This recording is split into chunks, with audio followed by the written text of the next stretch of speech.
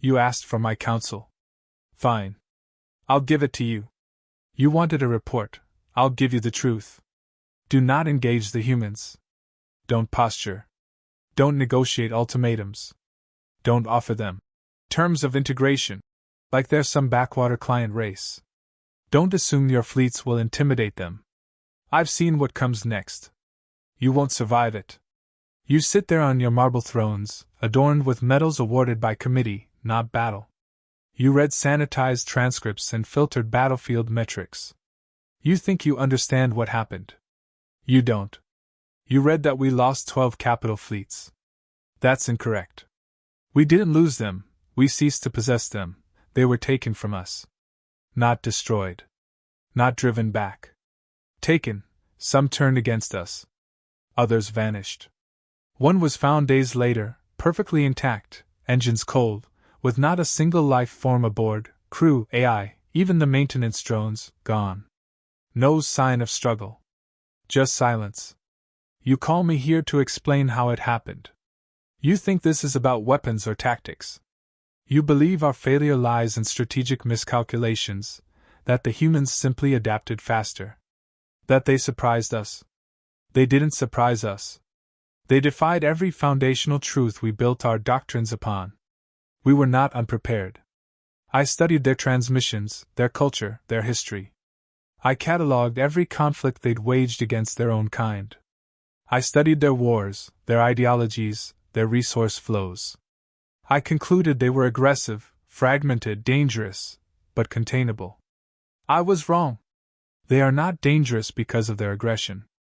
They are dangerous because they are not afraid of extinction. You sit here believing that species fear death. That survival is the baseline instinct of all sentient life. That wars are fought over resources, territory, control. No. The humans didn't fight for survival. They fought because we threatened what was theirs, and when that became impossible to defend, they fought simply to make us pay. They gave no formal declaration of war. No counter-proposal. No demands. Just silence. Then retaliation. Their first strike was not on our ships. It was on our networks. Our secure channels. Our translation cores. They hijacked communications and made us deaf and mute across 5 sectors. Not with brute force, asterisk with understanding, asterisk they used our own protocols against us, as if they'd written them. As if they knew us better than we knew ourselves. That alone should have halted the war. But you insisted we proceed, confident in our numerical superiority. I obeyed. That was my first mistake. We arrived in force. I positioned the 7th, 11th, and 20th fleets along Earth's orbital plane. A show of strength. We broadcast our demands in 700 dialects. No response. We deployed kinetic rods in low orbit, demonstrated our capacity to strike without warning. Still nothing. Then came the blackout. Not in orbit. Not in deep space. On our ships. Engines stalled mid-course. Targeting systems scrambled. Power grids overloaded from internal sources. My own dreadnought suffered critical loss of command interface. We were blind, paralyzed. And still, they had not fired a shot. When we re-established partial control, 4 Terran vessels were inside our formation. 4. Not military class, not warships. Civilian-grade freighters retrofitted for deep system mining. We laughed, until one of them broadcast a simple signal. Check your armory logs. Our warheads were gone. 2 minutes later, they transmitted a second message. You should leave. That was not a threat. It was mercy. I ordered a tactical retreat. Command overruled me. We deployed strike wings toward Earth. As they entered lower orbit, they vanished. Not destroyed. Asterisk vanished star. No energy signature. No crash sites. Just silence. One wing managed to descend to the surface. Their final transmission? They're not running. They're waiting. We assumed psychological warfare. An illusion of control. So we escalated. We activated orbital bombardment. And for one breath, it felt like the old campaigns again, clean, controlled devastation. Then they responded. From the ruins of their cities they rose. Not civilians. Not conscripts. Everyone. They didn't organize like we do. No central command. No formation logic. Their counterattack was chaos, coordinated chaos. Guerrilla raids that struck our supply chains. Automated drones that reprogrammed our own. Weapons fashioned from our debris. They adapted to our tactics mid-battle, and then used them better than we could. They ignored our surrender offers. They intercepted our calls for ceasefire. They let us retreat, and then followed us. You call this impossible. I would have too. But I watched a planet that should have been burning turn into a forge. I saw them become something else. Not a coalition. Not an empire. A will. A single, relentless will that learned, broke rules, and rewrote reality. And now you ask me for a report? Here it is. They are not the strongest species in this galaxy. They are not the most advanced. They are not even the most numerous. But they are the most dangerous. Because they are the only ones who do not accept death as a limit. The only ones who do not fear loss. And the only ones who understand that war is not about who wins, it's about who is willing to lose everything, and keep going anyway. That is what you face. And I tell you again, do not engage the humans. You will not win. You will not survive. And if they come back, it won't be war. It'll be judgment. They approached us with politeness. That was the first sign. No lesser species ever negotiated with such calm when outgunned. Their diplomats didn't posture. They didn't plead. They simply listened. Took notes. Asked pointed questions. Then left. No counterarguments. No delays. Just, we'll respond in due course. We interpreted it as submission. It wasn't. 3 solar cycles later, their answer came. 1 message. 6 words. We will not join your order. That wasn't defiance. It wasn't even defiant enough to be concerning. Most primitive species protested before folding. We prepared the standard escalation protocol, strategic occupation of outer colonies, then blockade, then limited planetary strikes. A predictable pattern. One we'd perfected across 39 star systems. Our probe ships moved in. Scans showed limited planetary defenses. They hadn't deployed a single orbital weapon platform. No deep space mines. No early warning systems. Their fleet, if it could be called that, was scattered, antiquated, mostly designed for asteroid mining and cargo hauls. We expected a fast resolution. The first anomaly occurred at Epsilon 9, a deep space listening post. Contact lost. We assumed solar interference. Then another station went dark. Then a third. Within 18 hours, every long-range sensor net within human-adjacent sectors failed simultaneously. Still, no hostilities declared.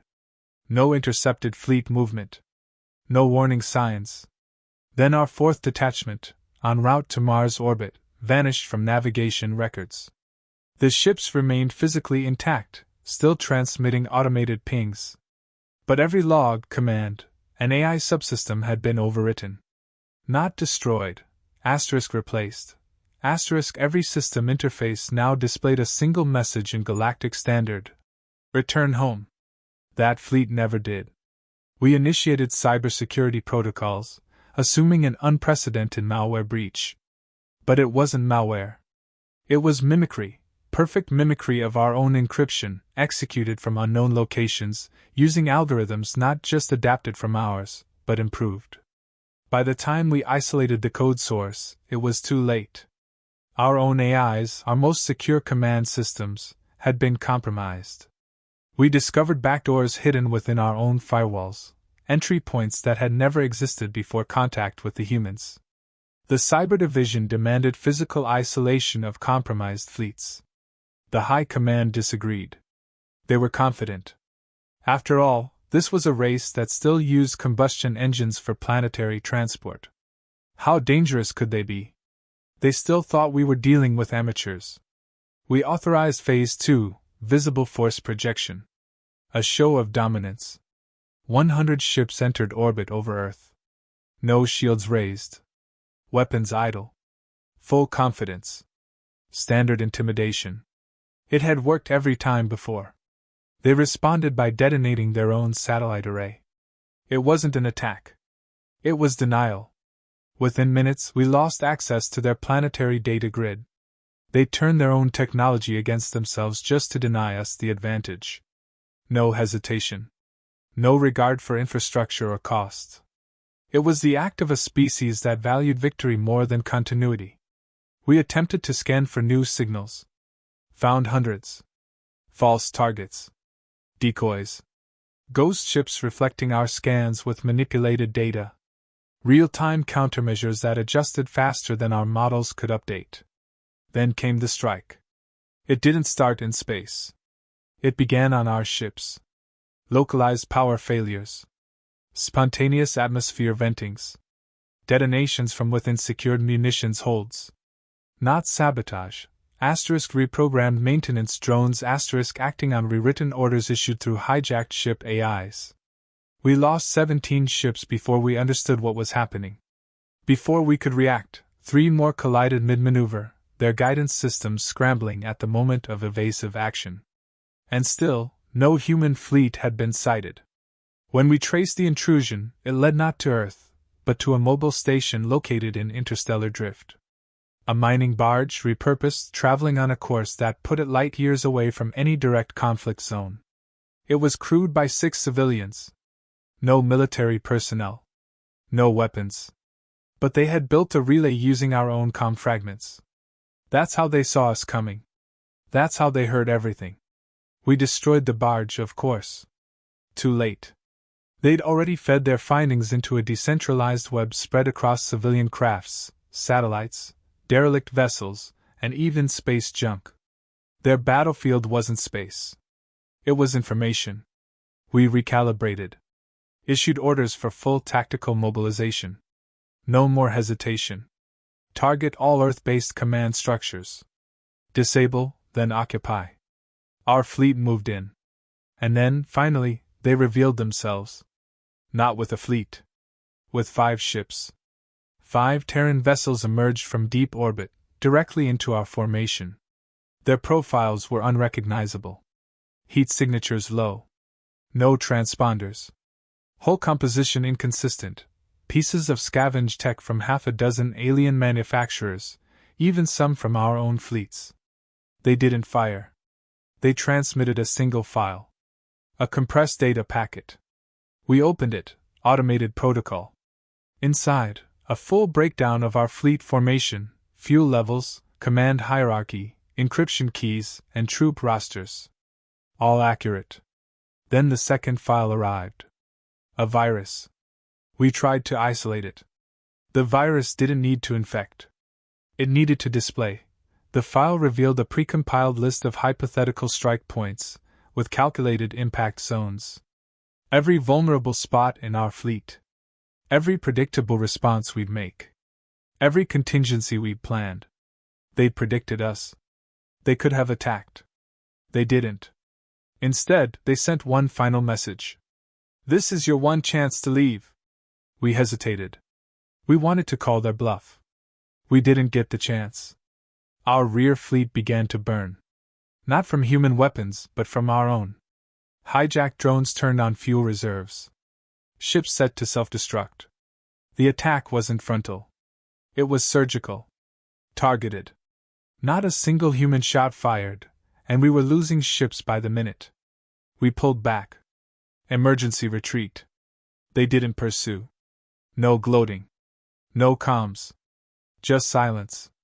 We reviewed the encounter. The conclusion was inescapable. They had known our protocols before we deployed them. They'd planned months ahead, using civilian vessels, stolen comm fragments, and pure inference. They had turned our doctrine inside out. They didn't outgun us. They outthought us. And they never even called it war. We escalated. There was no alternative. Diplomacy had failed, posturing had collapsed, and our fleets had been humiliated without a proper battle. The High Command demanded a response, one that would end the conflict with a show of decisive superiority. I gave them what they wanted. We launched the planetary invasion campaign with precision. Simultaneous deployments across 7 continents. Targets selected for infrastructure disruption, population control, and strategic suppression. Civilian centers, industrial hubs, energy grids. Standard protocol. They were waiting for us. Drop ships entering the atmosphere encountered resistance within minutes, not from planetary defense batteries, but from improvised railgun emplacements, surface-based jamming fields, and redirected satellites acting as kinetic weapons. The timing was exact. We lost 23 vessels before reaching the ground. Survivors reported combat zones unlike any we'd encountered. No organized armies. No standing formations. Resistance was decentralized, modular, adaptive. Each region employed entirely different strategies. Deserts were seeded with heat-triggered mines made from repurposed electronics. Urban zones used 3D printed weaponry that jammed our scanners. Rural areas became death traps of improvised EMPs and environmental sabotage. They didn't protect infrastructure. They weaponized it. Bridges collapsed as we crossed them, not from explosives, but from stress-engineered overloads timed to fleet weight. Power stations detonated into targeted directional blasts. Entire highways melted under chemical slurry that had been stockpiled in civilian factories. We deployed mech units for crowd control. They were hijacked mid-operation. Not hacked, reprogrammed from proximity, through firmware exploits we didn't even know existed. Our own machines turned against us, walking calmly into our bunkers before detonating from within. We deployed countermeasures. Firewalls. Isolated command chains. Physical overrides. They adapted again. They stopped targeting machines and turned to morale. Infiltration began with civilian garb. Then came audio loops embedded in our comms, splicing human speech with data triggers that paralyzed translators mid-sentence. Entire squads became non-functional due to psychological overload, exposed to endless, looping messages in their own languages, crafted to provoke despair, confusion, guilt. None of it was random. Every tactic, every disruption, every trap followed a pattern. We realized too late they had analyzed our entire war doctrine and designed their resistance to subvert our assumptions, one by one. They didn't mirror our style, they negated it. We responded with escalation. High-altitude bombing runs. Biochemical suppression agents. Atmospheric destabilization trials. They responded by poisoning their own water supplies before we could use them. Burned their own crop fields. They did not fear deprivation. They anticipated it. Their goal was not to survive, it was to deny us utility. They even denied us victory. Our greatest weapon was the Titan-class graviton cannon, stationed above the Atlantic. A final deterrent. We deployed it on day 26. It never fired. Before activation, the platform lost gravitational alignment and drifted off position. Diagnostics traced it to an internal sabotage. Micro drives installed into the cooling lattice during off-world construction. Components sourced from licensed supply chains, traced back to Terran-controlled subsidiaries under false names. The sabotage had been built into the weapon. At this point, command fragmentation began. Field officers were being rotated faster than we could process replacements. Every secure zone became compromised within days. Our encryption protocols no longer held. We couldn't issue commands without immediate retaliation against the source of the transmission. It wasn't that they were intercepting us. It was that they understood us. Even our reinforcements failed. The 13th wave arrived in system only to find their supply lines severed before making orbit. Deep space cargo ships had been lured into electromagnetic anomalies, created by synchronized detonations of abandoned mining ships filled with reflective alloys, forming impromptu signal traps. Human engineers had converted derelict junk into sensor ghosts. They didn't outmatch our technology. They made ours obsolete by changing the battlefield. We responded with automated strike units, AI-guided drones, purged of soft logic, instructed to eliminate anything warm-blooded on sight. No communication. No hesitation. Just extermination. We lost contact with every unit within 30 hours. Recovery footage, what little we salvaged, showed them being dismantled in the field. Not by heavy weapons. By human hands. Sometimes during combat. They didn't destroy the drones. They captured them, studied them, repurposed them. Days later, those same drones returned, fighting for them. Nothing was sacred. No system was safe. Even orbital support collapsed. Supply satellites were bombarded by meteor swarms, later confirmed to be redirected asteroid fragments, guided by human-built propulsion packs they'd strapped onto space debris months in advance. Calculations showed planning initiated before our invasion. They weren't reacting. They had been preparing the entire time. One colony, New Singapore, managed to capture a human insurgent alive. They brought him to me. No rank, no insignia. Civilian. Mid-30s. One cybernetic eye. We interrogated him under neural strain for 17 hours. He only said one thing. There's no plan. Just mission. We didn't understand it then. Now I do. They operate without hierarchy. Their command is decentralized, driven by shared intent, not orders. No chain of command to disrupt. No central leadership to target. Every human was acting with complete autonomy and perfect alignment to an overarching goal: make occupation impossible. I reported this to High Command. They told me to press forward. They didn't understand. This wasn't a war for ground or glory. This wasn't a clash of empires. This was survival, fought by a species that never forgot what it meant to lose everything, and never again intended to. We were the invaders. They were extinction's veterans.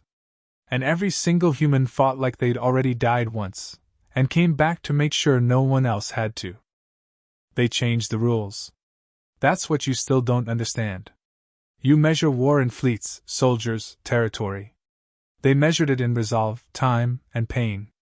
While we deployed military doctrine, they weaponized consequence. Every action we took bred a reaction we couldn't predict, not because they were unpredictable, but because their calculations included variables we never considered: sacrifice, shame, history, memory. When our orbital fleet attempted a fallback regroup near Jupiter's shadow zone, they didn't chase us. They broadcast our coordinates to every nearby mercenary faction. Not one shot fired. Just exposure.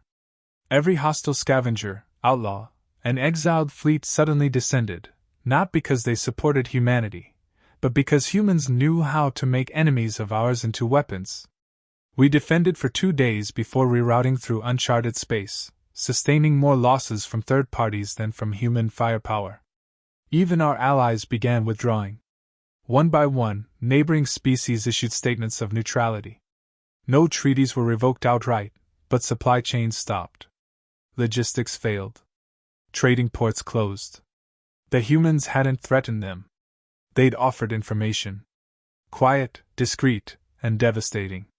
Recordings of our war crimes. Hidden footage from border worlds. Documents we'd buried decades ago. Leaks so surgically timed they couldn't have come from chance. Human intelligence networks, it turned out, had been seeded long before first contact. Embedded in corporate exchanges, translation networks, even xenodiplomatic academia. Not spies. Just students, traders, travelers, people who had listened, remembered, and stored everything. We attempted a morale campaign. Broadcasts. Victory reels. Suppression of field losses.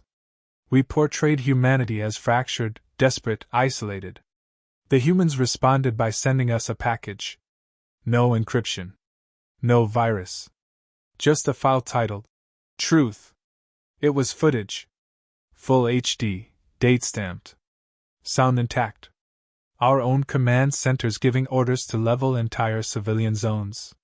Not forged. Not spliced. Real. Undeniable. They hadn't just been watching us during the war. They'd been documenting us. Building a case. Not for allies. For everyone else. Within 3 days, 3 of our protectorate worlds declared independence. Not out of sympathy, but fear. Fear of association. We hadn't just lost ground. We lost credibility. Humanity hadn't defeated us on the battlefield. They'd erased our reputation from under us. We pushed for one last offensive. The operation was codenamed Eclipse. A planetary sterilization strike, launched from the R-class dreadnought stationed in high orbit. The goal was not conquest, but punishment. To send a message: resistance leads to extinction. The cannon misfired. We traced the failure to a single maintenance node in the outer ring. A component swap. One screw replaced with a modified microprocessor the size of a grain of rice. A single, silent piece of sabotage had rerouted the firing sequence, locking the weapon into an endless diagnostic loop. There had been no breach. No infiltration. That component had been installed before the dreadnought left dry dock. Aboard the flagship, engineers traced the source to a Terran-manufactured subcontractor company, one we'd purchased 3 decades ago during an industrial merger. A forgotten shell corporation. A detail buried under layers of bureaucracy. They had prepared for this war before we even knew they existed. We began to question everything, every supply chain, every component, every trusted routine. Paranoia spread faster than orders. Fleet captains refused to dock. Officers abandoned protocol. No one trusted the network. Internal collapse had begun, and the humans hadn't moved a single news ship. That's when the first whisper of their true doctrine emerged, not from their military, but from captured journals, intercepted messages between civilian resistance cells, and death logs uploaded by fallen fighters. One line repeated across multiple sources. "We are the descendants of fire." We didn't understand it at first. It sounded poetic. Insignificant. Then it appeared again. And again. Embedded in their graffiti, encoded in data fragments, tattooed onto the bodies of soldiers. Not propaganda. Identity. A declaration. Humans don't draw strength from power. They draw it from trauma. From survival. From knowing that their species once clawed itself up from extinction multiple times: climate collapse, global wars, pandemics, internal genocides. And every time, they came back harder, smarter, angrier. We saw a primitive race. We saw flesh and combustion. What we missed was what was underneath: a psychological core forged in catastrophe, trained by failure, and unified not by bloodlines or genetics, but by choice. We underestimated their unity because it wasn't visible. It wasn't flags or empires or centralized orders. It was a culture that had already prepared its children to bleed for each other without needing permission. We tried breaking that unity. We launched the Schism Protocol, false flag operations, propaganda drops, deepfake betrayals. We sent impersonators, fake allies, even synthetic defectors. They didn't fall for it. Not once. Instead, they co-opted our tactics. The next month, we received defectors, real ones. Soldiers who had grown disillusioned. Scientists horrified by our tactics. Civilians who had lost families to human retribution. We tried silencing them. The humans amplified them. They used our own deserters as voices of dissent. Every failure we tried to bury became a rallying cry against us. We couldn't even control our shame. When we finally re-established partial control, it was too late. The humans hadn't pushed forward. They hadn't taken territory. But they'd infected every part of our structure. Our fleets, our messaging, our alliances, our trust. They didn't conquer. They corroded. By the time the war room even realized what had happened, the war had already ended in all but name. Not with a fleet burning through space, but with a message passed hand to hand, system to system. They don't need to win. Just survive long enough for us to fall apart. And we did. You want a summary. You want an answer to why. Why our superior fleets failed. Why decades of conquest couldn't break a race we once dismissed as fractured, primitive, inefficient. You want a reason this war ended with us retreating, not because of force, but because of certainty. You want to know how it came to this. Fine. The truth is, we never fought humans. Not really. We fought what they believed. And what they believed, above all else, was that no invader would ever rule them again. Not for a day. Not for a minute. Not even at the cost of their planet. We tried to understand them through strategy and statistics. They understood us through instinct. They never needed to know our language to interpret our intent. One look at our movements, our postures, our hesitation, they adjusted instantly. Like organisms that had evolved not just to survive threats, but to consume them. We measured victories in ships destroyed, territory claimed. They measured it in lessons learned. Every failed strike we made taught them something new. They absorbed loss like fuel. We mistook silence for weakness. It was calculation. We mistook chaos for panic. It was reorganization. The final phase began quietly. No declaration. No counterattack. Just silence. Then, system by system, our communications began to falter, not jammed, not cut off. Replaced. Messages we never sent. Orders we never issued. Coordinated movements that led our ships into ambushes crafted from debris fields and distorted gravity wells. Each trap laced with human design, but no human presence. We deployed recon probes to isolate their bases. The probes returned footage not of soldiers, but civilians living without fear, walking among our wreckage, repurposing our weapons, laughing in open air under the shadow of our failure. They weren't resisting. They were adapting. We planned one final strike. Not to win, but to bury them. To leave a scar so deep they'd never recover. We chose Earth itself. A last act of fire. A weapon buried within a comet shell, disguised as a derelict satellite. A payload capable of cracking the mantle. A true extinction event. It never landed. As the shell passed Neptune's orbit, its trajectory bent, imperceptibly at first, then radically. Rerouted not by human force, but by a gravity well that shouldn't have been there. Something they built, something cloaked, orbiting in silence, activated in the exact second needed. A device of pure intent, denial. They didn't just stop our weapon. They made sure we knew they predicted it. It was over. No treaty was signed. No formal end. We simply stopped advancing. We pulled back, system by system. Not from direct orders, but from erosion. Officers went silent. Fleets drifted. Colonies failed to report. Everyone understood the truth without saying it. There was nothing left to win. And still, no retaliation came. They let us go. That was the worst part. Not vengeance. Not conquest. Mercy. They wanted us to remember what it felt like to retreat. To collapse under our own weight. To live with the knowledge that we were not stopped by firepower, but by our inability to imagine a species that would rather burn than bow. And I see it now, clearer than ever. It was never about humans being stronger. It was about them being unbreakable. We shattered their cities, and they rebuilt in shadows. We silenced their leaders, and they became leaderless. We cut their networks, and they spoke in fire and code and instinct. They don't fear destruction. They are what comes after it. You want a warning? Here it is. Never mistake quiet for defeat. Never mistake chaos for confusion. Never mistake a fractured people for a broken one. We invaded their world thinking we'd find easy conquest. Instead, we found survivors of 1,000 self-made apocalypses. They don't just endure war.